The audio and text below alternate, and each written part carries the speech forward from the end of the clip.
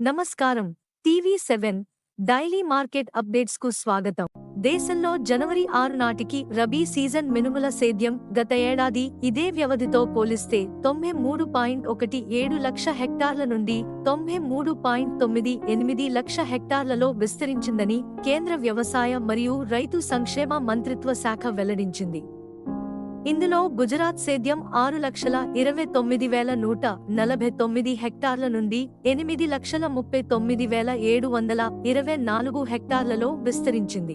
ప్రస్తుత రబీ సీజన్ కోసం గుజరాత్, రాజస్థాన్, మధ్యప్రదేశ్, మహారాష్ట్ర, ఆంధ్రప్రదేశ్, తెలంగాణ, కర్ణాటక రాష్ట్రాలలో పంట అత్యంత సంతృప్తికరంగా వికసిస్తోంది.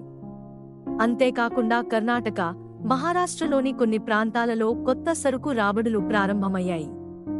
ఇందులో కర్ణాటక సరుకు జనవరి చివరి నాటికి తమిళనాడు డెలివరీ 7,100 నుండి 7,200 ప్రతి క్వింటాలు ధరతో వ్యాపారమవుతున్నది.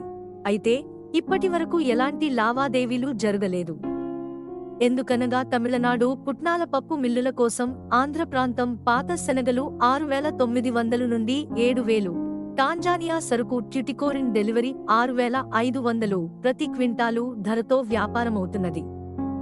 జనవరి చివరి వారం నాటికి కొత్త సరుకు రాబడులు పోటెత్తే అవకాశం ఉంది. ఈ ఏడాది తమిళనాడు డెలివరీ ప్రతి క్వింటాలు 5,500 నుండి 5,800 వద్ద కదలాడే అవకాశం ఉందని వ్యాపార వర్గాలు భావిస్తున్నాయి. ఆంధ్రప్రదేశ్లోని ఒంగోలు ప్రాంతం జెజె శనగలు 6,450 నుండి 6,500, కాక్ టు కాబూలీ శనగలు 8,200, డాలర్ శనగలు 11,800 ప్రతి క్వింటాలు ధరతో వ్యాపారమైంది.